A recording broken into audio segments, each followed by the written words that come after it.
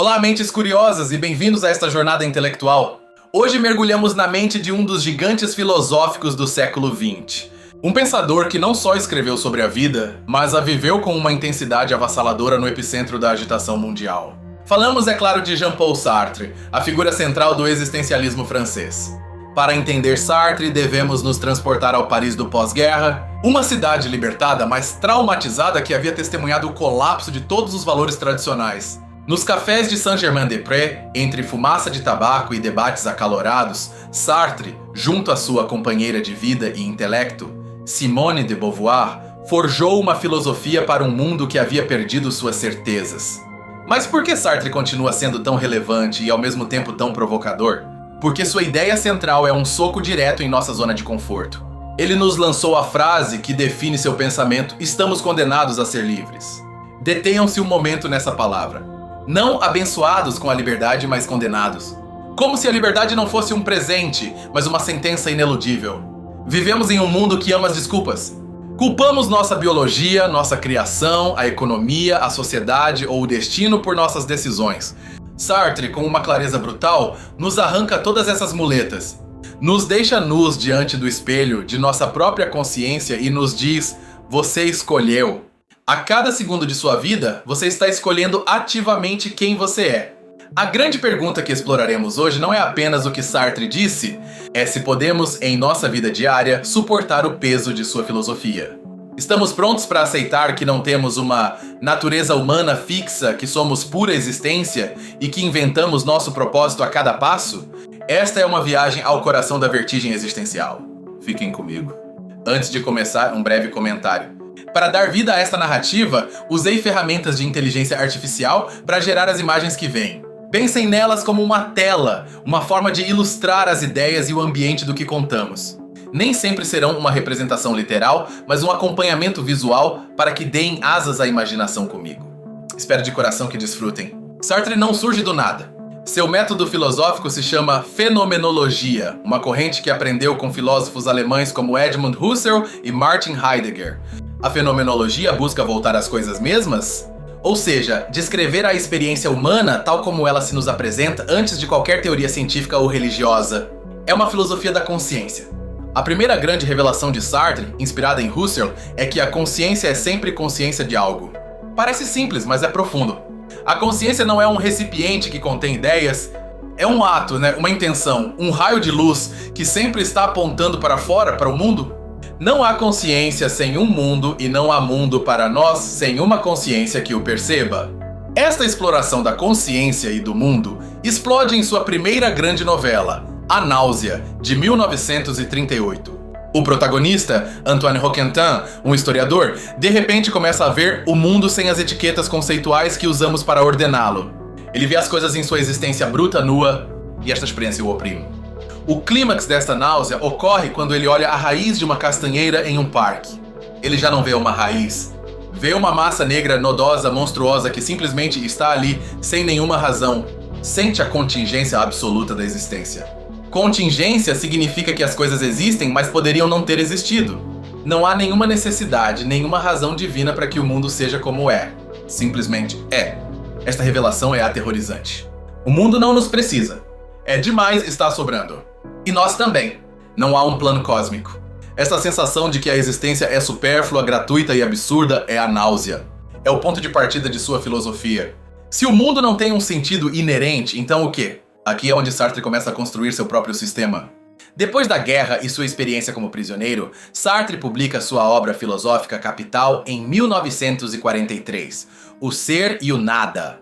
É um livro denso, monumental, que tenta construir uma ontologia, isto é, uma teoria do ser. E para fazê-lo, divide radicalmente a realidade em dois modos de ser completamente diferentes. O primeiro modo de ser é o ser em si, l'être en soi. Este é o ser dos objetos, das coisas. Uma pedra, uma mesa, uma montanha. Quais são suas características? É maciço, é completo, é opaco. Não tem consciência. Simplesmente é o que é. Não pode ser outra coisa. Não tem potencialidade, não tem futuro nem passado. É pura identidade estática. O ser em si está cheio de ser. Não tem carências.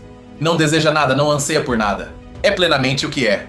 É importante entender isto, porque é o contraste absoluto com o segundo modo de ser. O em si é o mundo da matéria, o mundo dos fatos brutos que Roquentin descobria. É o mundo sem liberdade. E então estamos nós. O ser humano. Sartre nos chama de ser para si, l'être pour soi. Esta é a consciência humana. E aqui vem a guinada genial e contraintuitiva de Sartre. Se o em si é a plenitude do ser, a consciência, o para si, é o nada, le néant. A consciência não é uma coisa, é um vazio. Pensem nisso. Quando você é consciente da pedra, você é consciente dela precisamente porque não é a pedra. Sua consciência é a distância entre você e a pedra, a negação de ser essa pedra. A consciência é a habilidade de introduzir o nada no mundo. É a capacidade de dizer não, de se distanciar do que é. Este poder aniquilador da consciência é a fonte de tudo. Porque não somos cheios como uma pedra, podemos imaginar. Podemos conceber o que não é. Podemos desejar, porque desejar é sentir a falta de algo. Podemos nos projetar para o futuro, um futuro que ainda não é. A pedra não pode fazer nada disso. Ao contrário do em si, que é, o para si, a consciência é o que não é e não é o que é. O que significa este trava-língua? Significa que você nunca está fixado. Você não é um garçom do modo como uma pedra é uma pedra. Você sempre está além de qualquer etiqueta que te coloquem. Você é um projeto, não um objeto. E aqui na fissura entre o em si e o para si, nasce a angústia, l'angoisse. A angústia para Sartre não é o medo. O medo é de algo específico do mundo. A angústia é a vertigem da nossa própria liberdade. É a sensação que temos quando nos damos conta de que não há nada, nem Deus, nem natureza, nem destino, que nos obrigue a agir de certa maneira. Sartre dá um exemplo clássico. A vertigem do precipício. Quando você se inclina, não tem medo de uma força externa que te empurre. Você tem angústia diante da consciência de que você tem a liberdade de saltar. Não há nada em seu ser que o impeça. Você é terrivelmente livre. E essa consciência do nada, da falta de barreiras internas, é a angústia. Esta angústia é a condição humana. Não é uma doença a ser curada, é a própria consciência de nossa liberdade. Fugimos dela constantemente, tentando fingir que não somos livres, que estamos determinados. Mas no fundo sabemos que estamos sozinhos frente às nossas escolhas. E isto nos leva à tese mais famosa de Sartre. A frase que define o existencialismo, a existência precede a essência, é uma inversão total da filosofia tradicional. O que significa? Pensemos em um objeto fabricado, um artefato como um abridor de cartas. Antes que o abridor de cartas exista, alguém, um artesão, tem a ideia, o conceito em sua mente. Esse conceito é a essência do abridor de cartas. Define para que serve, como será, qual é seu propósito. Depois, o artesão o fabrica, lhe dá a existência. Neste caso, a essência no plano vem antes da existência quid a coisa. O abridor de cartas está determinado por sua essência. Não pode escolher ser uma colher. A filosofia tradicional, especialmente a religiosa, via o ser humano da mesma maneira. Deus era o artesão celestial. Ele tinha a essência do homem, a natureza humana em sua mente antes de nos criar. Portanto, nascemos com um propósito, uma função, um manual de instruções moral.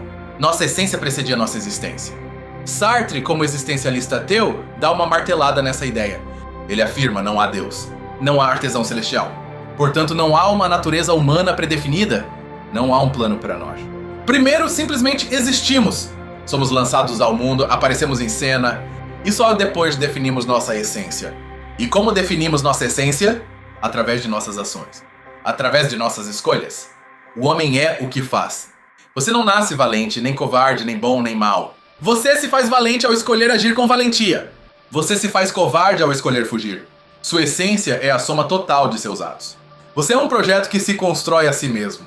Isto é o que significa estamos condenados a ser livres. Condenados porque não escolhemos existir. Fomos lançados ao mundo sem nosso consentimento, mas uma vez aqui somos radicalmente livres. Livres porque não estamos determinados por nenhuma essência prévia. Estamos obrigados a escolher, a inventar nosso próprio caminho. Sartre chama esta situação de abandono, délaissement. Estamos abandonados no sentido de que estamos sozinhos, sem desculpas. Sem Deus não há valores morais inscritos no céu. Somos nós quem devemos criar os valores. Se você decide casar e ser fiel, está inventando o valor da fidelidade para você. Esta liberdade radical acarreta uma responsabilidade igualmente radical.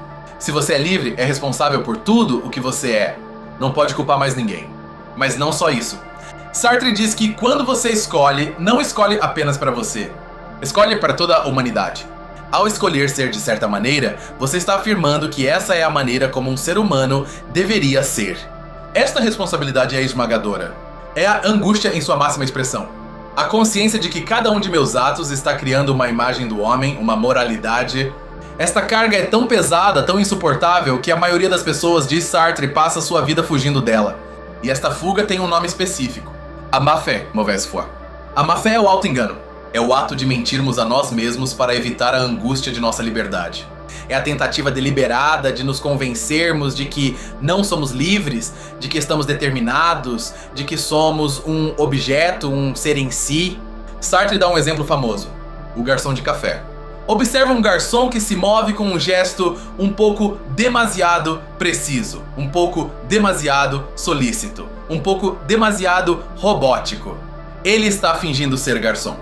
Mergulhou tanto em seu papel que tenta convencer a si mesmo de que é um garçom, no sentido em que uma pedra é uma pedra.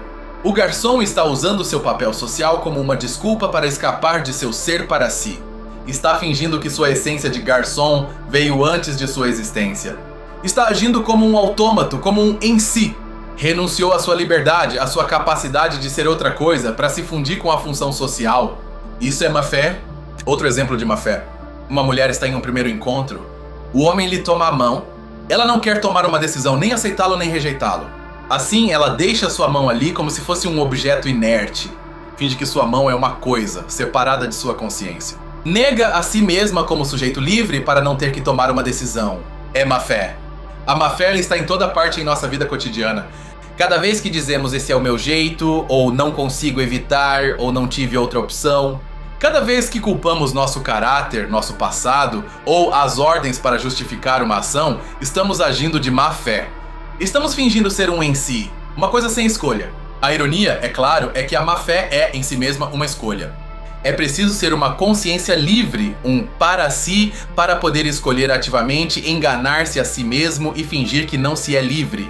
A má-fé é o projeto de fugir da liberdade. É mais uma prova de que não podemos escapar dela. O oposto da má-fé é a autenticidade. A autenticidade é aceitar a angústia. É assumir a responsabilidade radical de nossa liberdade.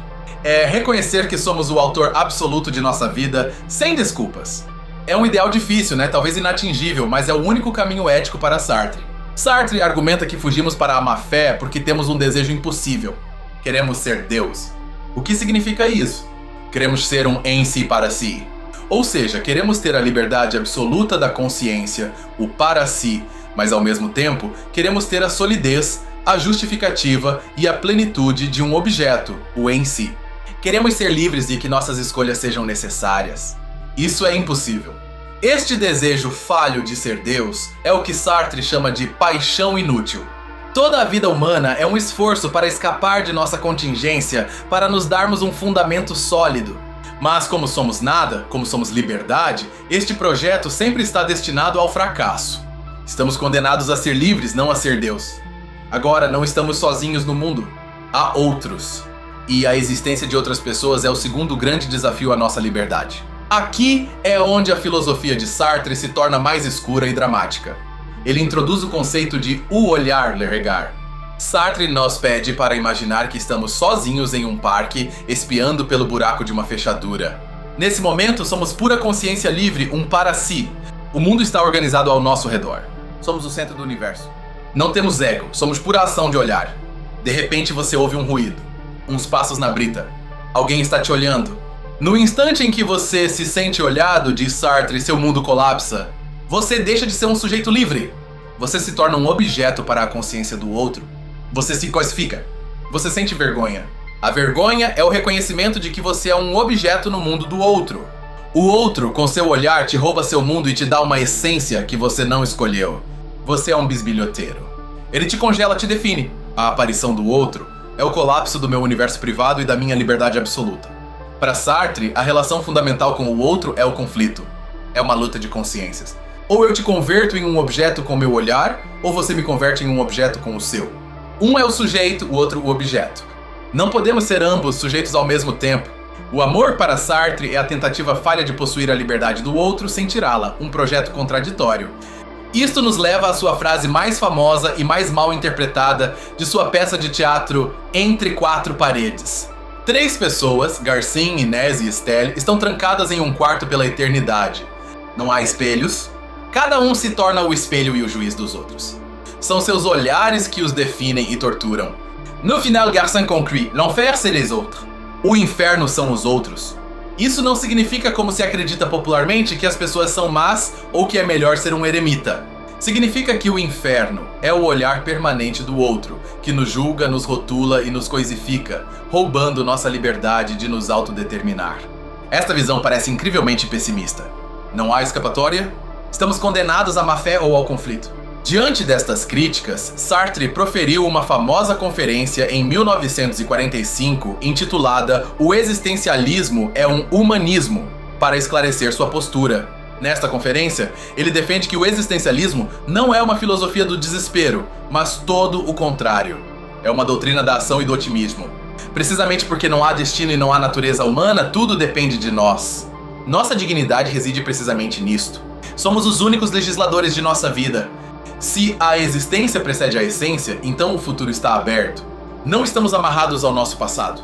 O covarde sempre pode escolher deixar de ser covarde.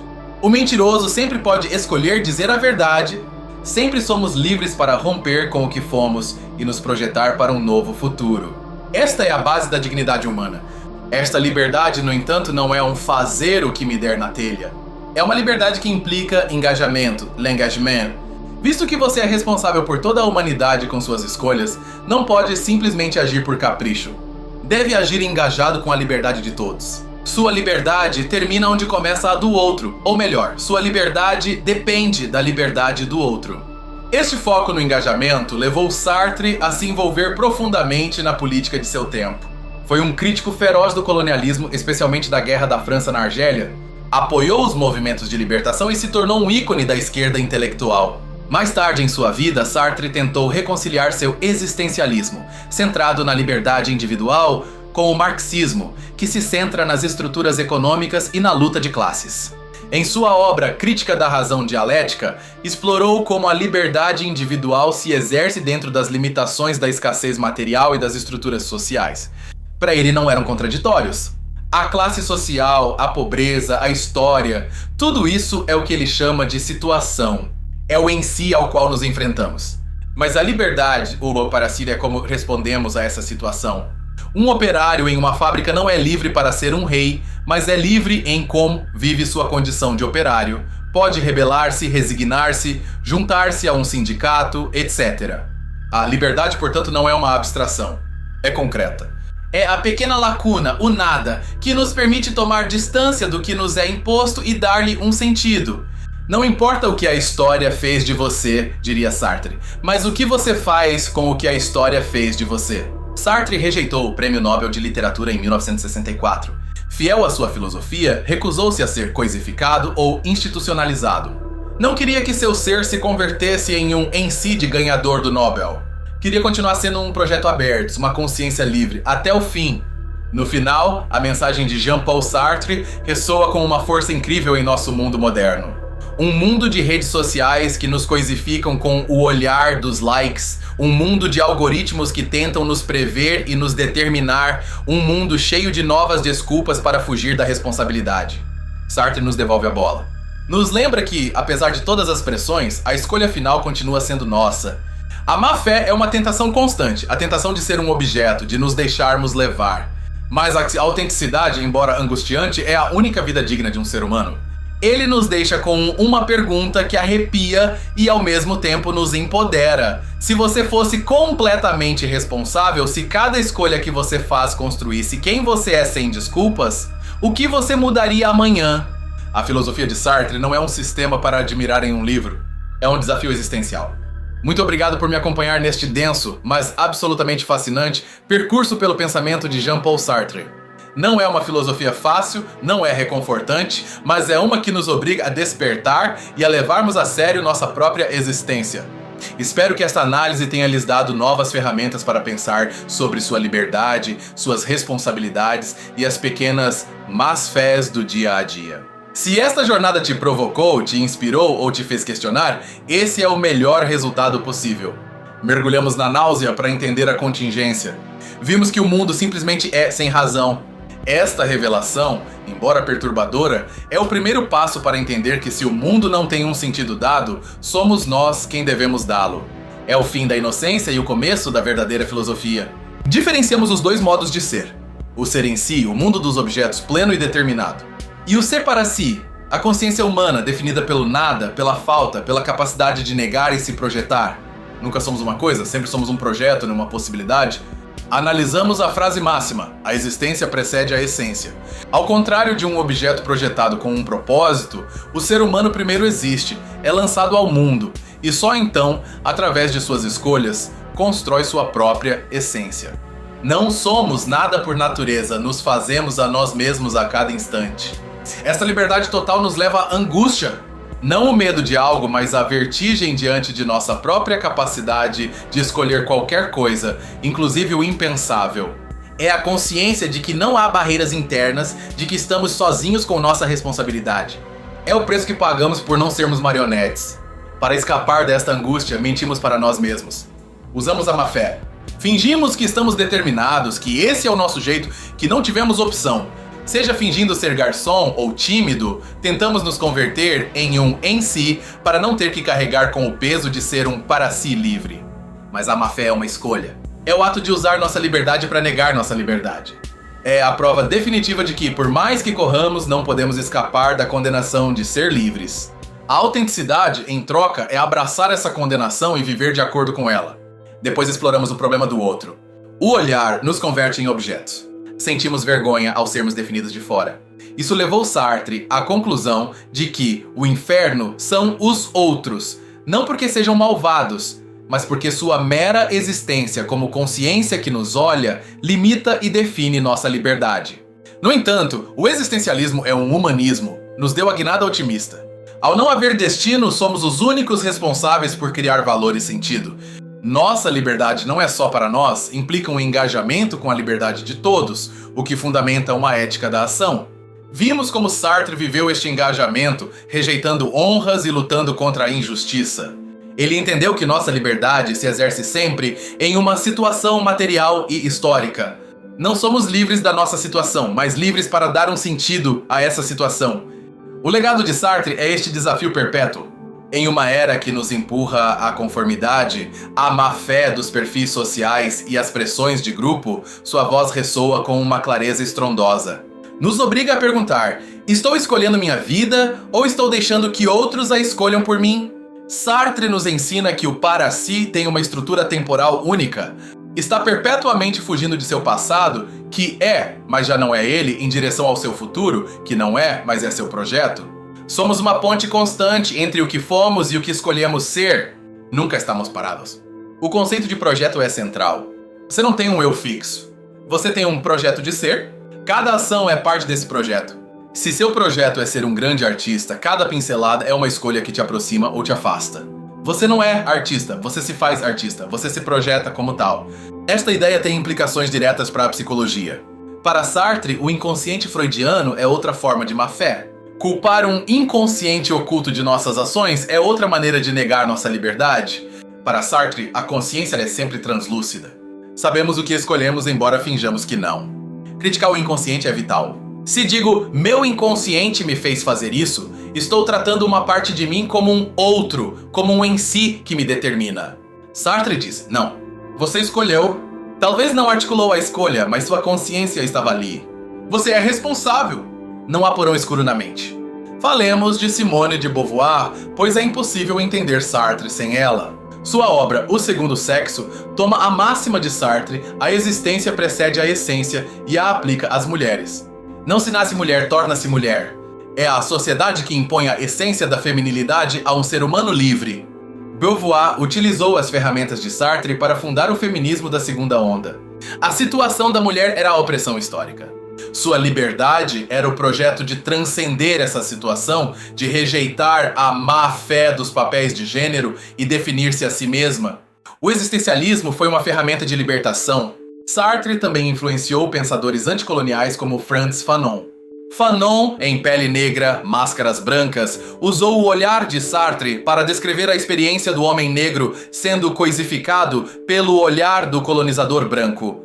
O existencialismo proporcionou uma linguagem para descrever a opressão. A filosofia de Sartre não é apenas uma teoria abstrata, é uma prática. É uma ética da situação. Te obriga a olhar sua vida, sua sociedade e perguntar: onde está a má-fé? Onde está a opressão, a coisificação? E qual é o meu projeto livre para responder a isso? É claro, Sartre tem sido muito criticado.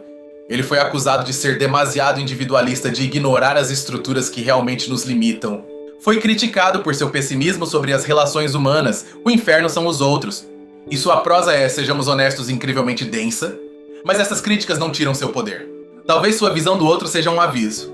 Um aviso do que acontece quando não nos esforçamos ativamente para reconhecer a liberdade do outro. Talvez seu individualismo radical seja o antídoto que precisamos contra a mentalidade de rebanho. No final, a mensagem de Jean-Paul Sartre é tão simples quanto profunda. Você é livre, mais livre do que jamais se atreveu a imaginar. Esta liberdade é uma vertigem, uma angústia e uma condenação. Mas também é sua única grandeza. Você não pode escapar dela. Só pode decidir se a aceita com autenticidade ou se foge dela com má fé. A filosofia de Sartre não te dá um lugar para descansar. Não te dá consolo. Te dá trabalho. O trabalho de construir a si mesmo. Te dá a dignidade de ser o autor de sua própria, única e absurda existência. A escolha é e sempre será absolutamente sua. Muito obrigado por me acompanhar nesta viagem ao coração da liberdade e da angústia. Foi um prazer explorar estas ideias monumentais com vocês. Espero que tenha deixado vocês pensando que é o objetivo final de toda a grande filosofia. Qual ideia de Sartre mais te marcou? Você acredita que estamos condenados a ser livres? Ou é um exagero? Onde você vê má fé no mundo de hoje? Deixe sua opinião nos comentários. E se você gosta dessas imersões profundas, não se esqueça de se inscrever. Até a próxima, Mentes Curiosas!